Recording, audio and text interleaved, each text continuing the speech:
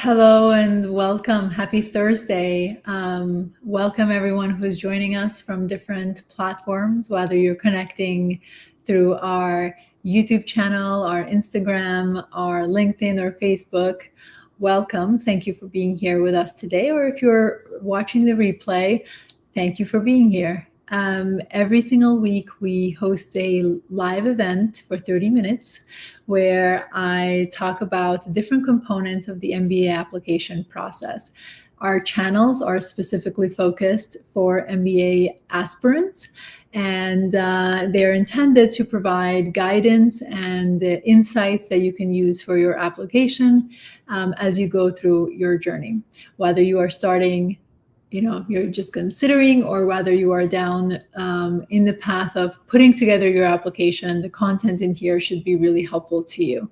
So I do encourage you to connect with us, subscribe to our different platforms, whichever one you go to most, whether that's our YouTube or any of the other platforms. We try to share across platforms to make sure that we can provide insights to wherever our applicants or our viewers, our community is generally speaking.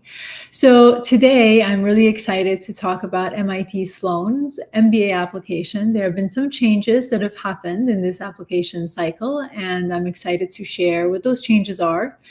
The application has become more intense in terms of more items added to the list of materials. So there is quite a lot to share. However, before I go into the details, I want to invite those of you who are joining live, as well as those of you who are watching the replay, if you want to discuss your specific application with me and ways that we can support you at C Admissions, I invite you to request a consultation. You can book a call with me online. And I also, if you are not ready for that, you want a profile evaluation, we do have a quiz that it's a two-part. First part is essentially you get a numeric value in terms of where you stack up in comparison to other applicants at a top 20. So it's not school specific, but it's more of a top 20 business school. However, the second component can help you get more insights in the fact that you receive a written report from me with commentary on the different components of the evaluation process. If you include in their schools that you are considering, I can give you a little bit more insight. So all the details that you share can add more value. And we also have a guidebook that gives you more macro level perspectives of what the MBA journey looks like. What are the components you have to think through as you put together your application? And then next week, we're going to focus on Kellogg's MBA application. So definitely join if you are considering the other one of the M7 schools, and join that session, register for it. The week after that, we have a special guest. This is our Road to MBA series, and we have a Ross MBA student. Aruj will be talking about his Ross experience. He's a second-year student currently, or he just completed his first year and is in his second year. And if you are considering Ross, definitely register for that, because we'll have a very insightful conversation, and you can come and join and ask your own specific questions. So with that, why don't we get started and go through the presentation, a few slides that I have put together. Along the way, from whichever platform you're joining, if you have questions, please write them in the chat. I'm not sure we'll have time at the end to answer questions just because it's a lot to cover. However, if you ask your questions along the way, I can stop briefly to answer those. In whichever platform you're joining, I'll be able to access the question that you're asking. So let's talk about MIT and looking at the numbers that that essentially means who you're stacking up against. So first and foremost, the MIT class is relatively small. If you're comparing it to the likes of sort of Wharton and Harvard, where the numbers are close to 1,000 students for the MBA class. This means for you as an applicant, it means that one, it's obviously is going to be a more intimate experience. However, for the purposes of the application, what this means is that the admission team is going to take a lot more interest in getting to know you as an individual and your contributions to this very small cohort. And that's why if you look at the acceptance rate, it's at 17%, close to 18%, in terms of getting through and getting into an MBA, getting admitted to their MBA, full-time MBA program. They have, MIT is obviously very academic, very quantitatively heavy, and academic strength is important to them. So you'll see that reflected in their GPA, their GMAT, and their GRE averages and ranges here. They do have, relatively consistent diversity across, similar to other schools. So I don't think there's anything here that needs to be pointed out specifically. The deadlines, so it's very interesting, some of the changes that have happened. So they've given you more time for round one applicants to submit an application. Typically in previous years, it was about a week earlier, or maybe a couple of days earlier than this year. So September 30th is the due date for round one applicants. However, round two applicants have less time than they usually have had in the past. So their round two application is due January 14th. So take note of this. Also remember that MIT has a time associated with the submission date. So on September 30th, for example, if you're targeting round one, you must submit your application by 3 p.m. Eastern time on the day to make sure that you are considered for that round. Otherwise, if you're late, your application may be pushed to the following round of applicants. So keep those in mind. Make sure that you mark your calendar accordingly if MIT Sloan is your target institution. So what are their evaluation criteria? They have quite several evaluation criteria in terms of what they're looking for. Some of those elements here are leadership and impact. They are really looking for the individuals who have the ability to influence others and to make an impact in the organizations or the communities on a broader sense that they are a part of.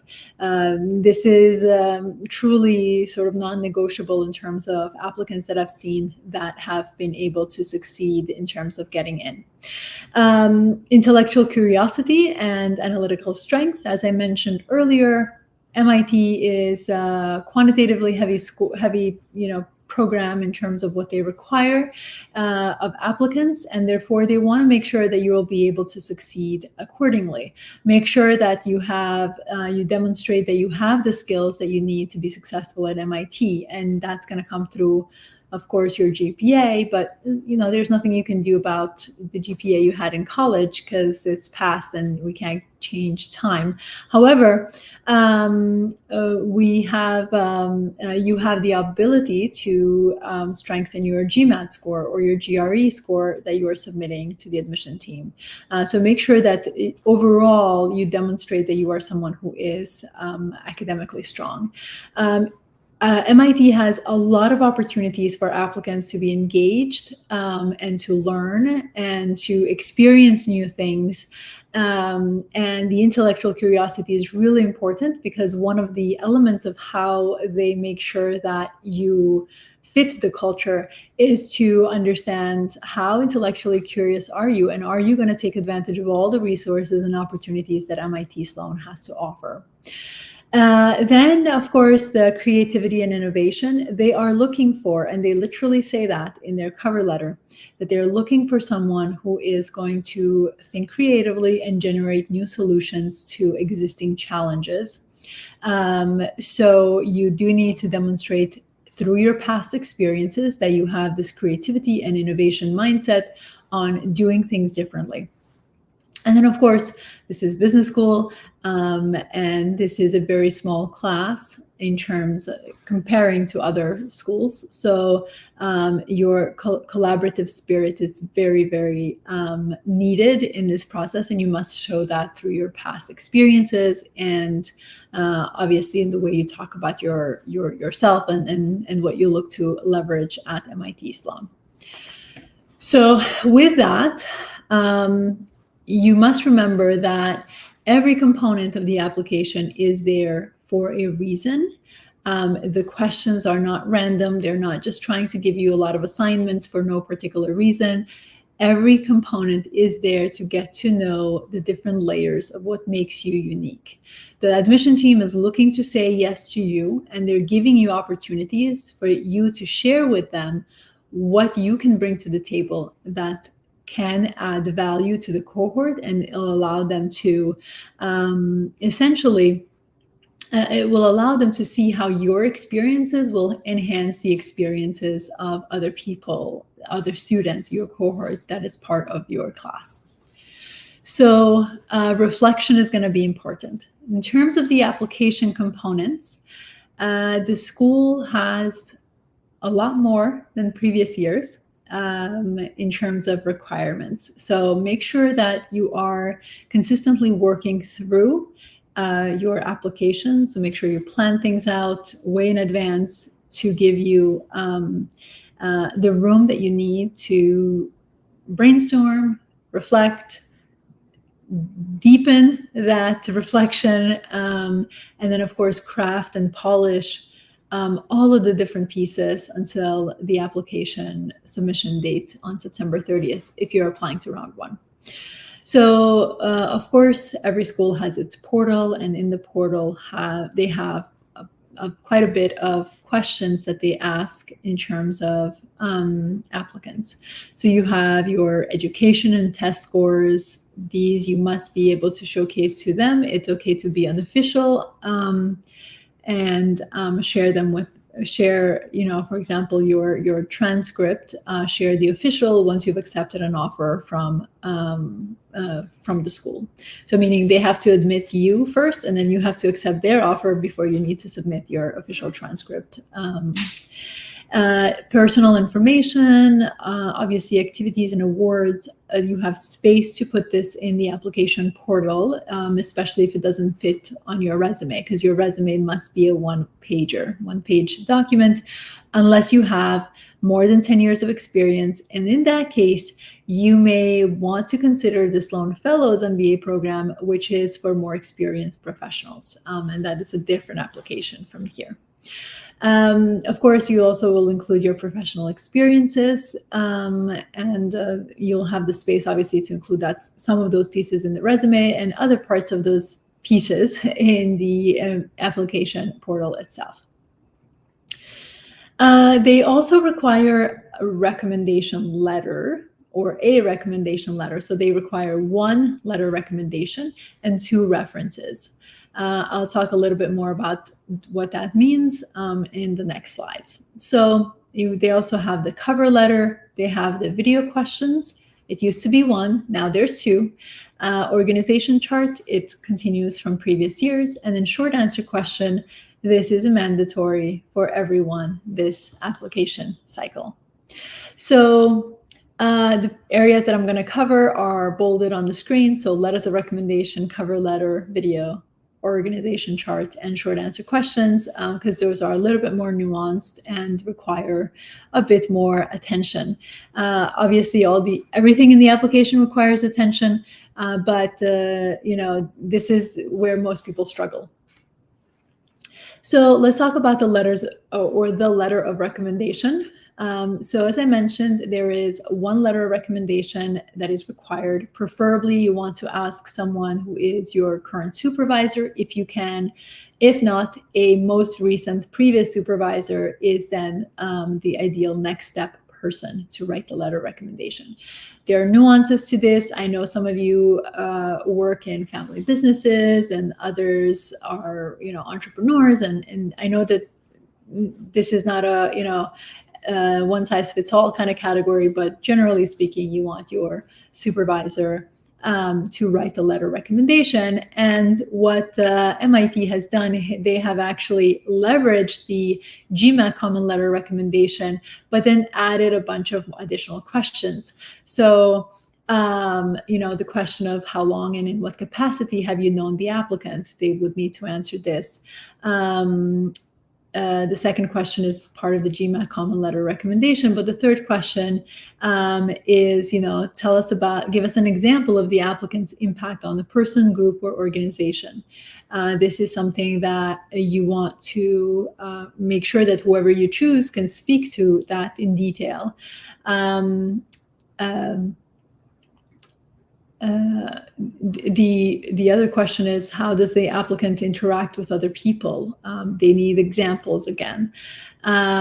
Anything else that they should know? And then the most important piece of constructive feedback is part of the GMAT common letter recommendation.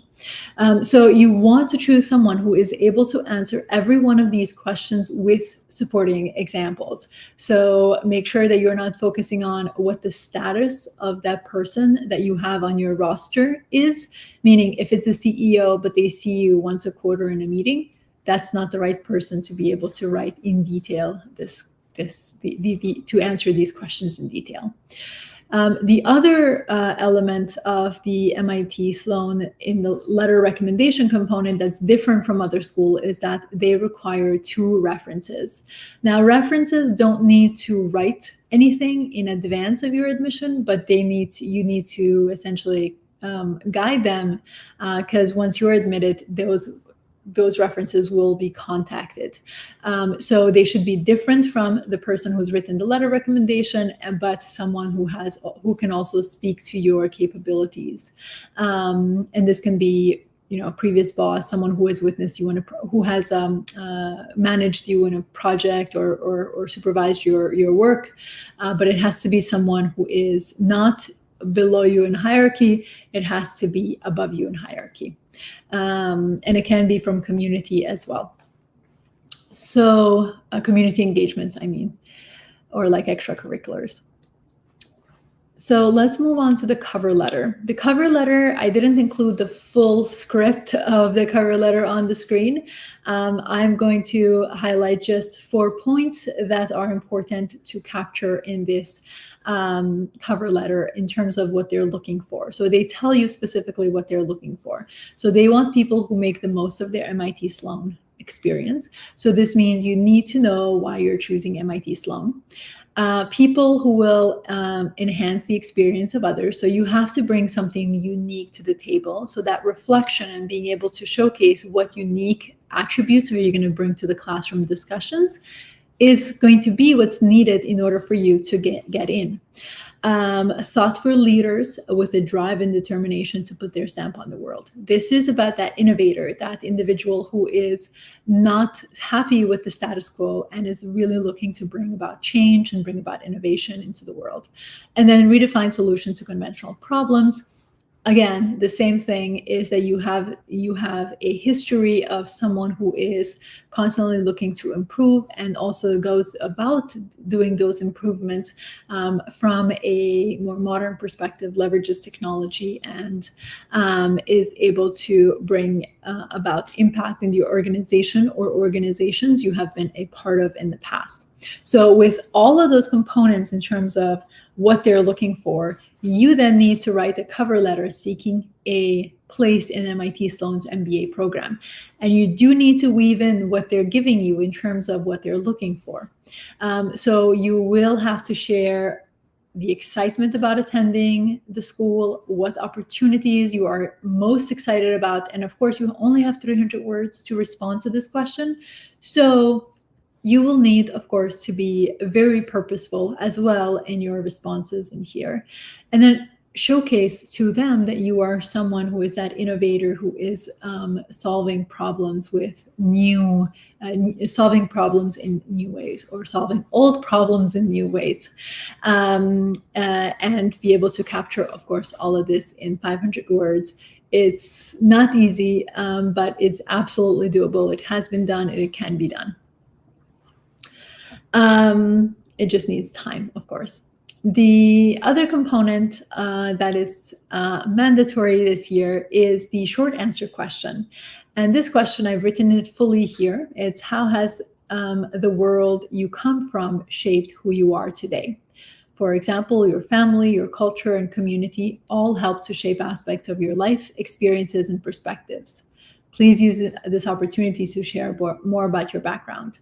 So this is a great place to share essentially how has the environment that you have been a part of, and everyone has a different environment, and how it has shaped how you look at the world, who have you become today. So for example, sometimes applicants talk about how they've had formative experiences in their early days that showed them just diversity of cultures and perspectives and new ways of thinking about experiences. Sometimes it can show up in art form, and then what does that mean for the individual today and how they show up in the different environments that they are a part of, right? So if you grow up in an environment where diversity of cultures and diversity of experiences is really welcomed, and there's a platform for that, well,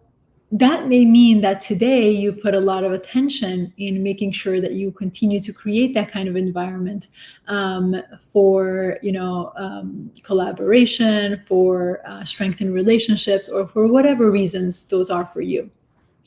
It does not need to be only that example, but that's just a very simple example to illustrate how you have to think about this experience, this question. Make sure though or I suggest that you have, that you don't leave it just in your past. You should bring it to the future, to the present rather, in terms of who you are today. And of course, you have to do all of that in 250 words. The third piece that we're going to cover, I guess fourth piece that we're going to cover, is the videos. So up until this year, there was only one video component to the MIT Sloan application. This year, they've added a second one, and we're still gathering insight in terms of the second one's what specifically they're looking for in there, but we're going to cover both of those. So the first video is essentially what has always been there in terms of introduce yourself to your future classmates. So when you think about the cover letter, particularly in the organization chart that I'll talk about in a little bit, this is you as a professional.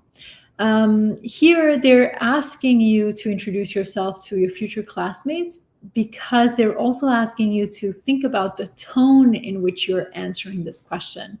And you wouldn't be, essentially, if they say introduce yourself to the admission committee, then of course you're going to present yourself more professionally. But because they're asking introduce yourself to a future classmate, this can be your audience in mind must be your future classmates, and it will be a little bit more casual in terms of how you are, the tone in which you show up into this place, in this video.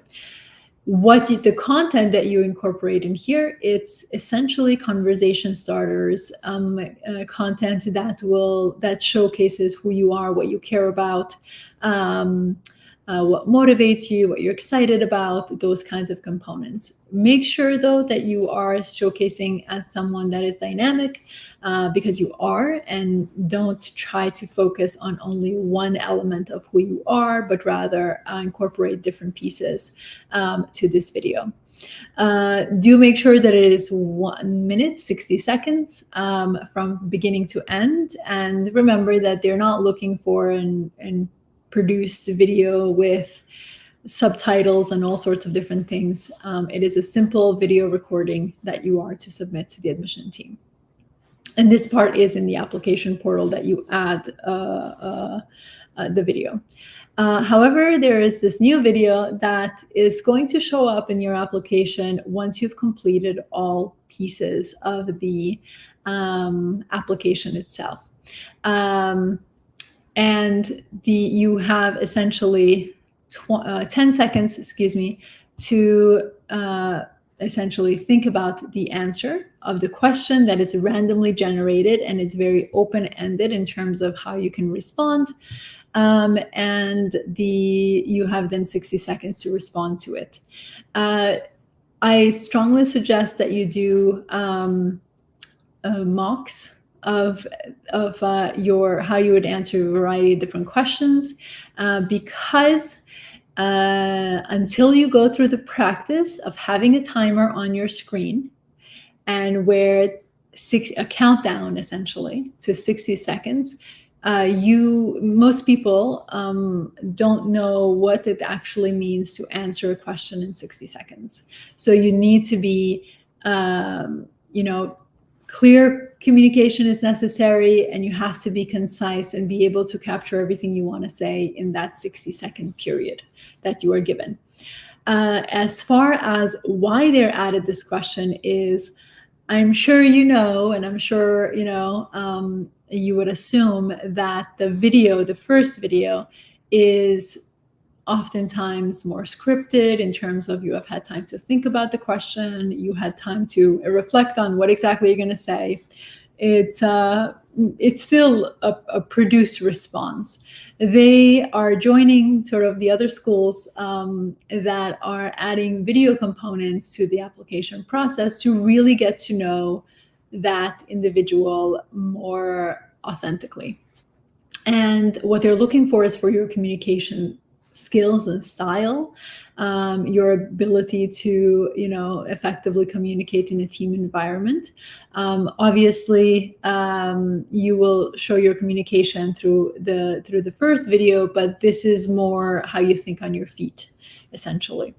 And we'll talk more along the way in terms of what kind of questions you can anticipate. But here it's really more about just getting to know you better. So perhaps even how you think in terms of, you should be able to answer this question no matter, what question shows up on the screen for you. And everyone is going to get a random question in terms of like the responses. So keep that in mind, that even if you have friends who are going through the process and they record the video before you record the video, and they give you the questions, you may or most likely will not have the same questions as they do. So bear that in mind. Then there's the organization chart. And the org chart, they give you a sample. You have up to 2 pages to capture where you fit in the whole organization. So they want to see visually your role in the entire organization. Now, if you're working for a company that's global, you can focus on that region that you are working in. So for example, if you're working for Amazon, you don't need to go all the way to Jeff Bezos, right? Focus on the region that you're in. And obviously the company details would be more general speaking. However, one of my recommendations when you put this together is also diving deeper into, especially if you're not a manager level, how you lead others. And that's where your second page can show up in terms of, who are you cross or dotted line, kind of leadership, indirect reports, right, that you have, that perhaps you're working on projects with, and you can give a little bit more color in terms of the complexity of the work that you or how you work in the organization across different teams, not just within your department itself. And then, of course, finally, let's just recap, essentially. Make sure that you go back to the beginning of what I talked about, the characteristics of what MIT looks for. You do have to capture those characteristics. I have not yet seen an applicant successfully convert onto an offer of admission without showcasing those characteristics into the MIT application. So just know that this is a complicated application in terms of the amount of time and dedication that they're asking of applicants to go through. And it's purposeful there in terms of, recognizing that they are that they have high expectations of applicants, of students that they bring to the classroom, and therefore their application reflects those high expectations. And if you are unable to meet those, then of course that will mean that you're probably not the right fit for MIT Sloan. Showcase why MIT Sloan and how are you going to leverage the opportunities at MIT Sloan. Make sure that you know exactly what MIT Sloan has to offer, and not only from the school's website, because it's not enough detail to be able to capture what you need in order to effectively speak to why you've chosen MIT to apply. And then obviously remember that no matter what it is that you are including in the application, it's all about you. And everything that you share, it always must come back to you. Because they don't give you a lot of words, make sure that every single word that is in there is purposeful. There should not be any fluff, sort of macro level without any depth kinds of content in your application to MIT. They really need you to be purposeful in terms of every single word that you choose. And obviously that's going to make your application clearer, and you obviously must be more concise and compelling in your story as to, influencing them to say yes to you. So with that, we have come to time. I don't see any questions here, but maybe let's answer one question that has come through the registration form. And this way we can, I'm going to remove this. This way I can answer a singular question before we say goodbye for today. All right, let's see.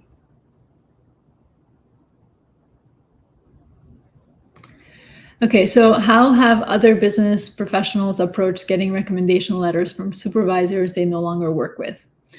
This is a really good question because you are needing to speak to, this process is not only you, right? You obviously need someone to endorse you, to support you through this journey.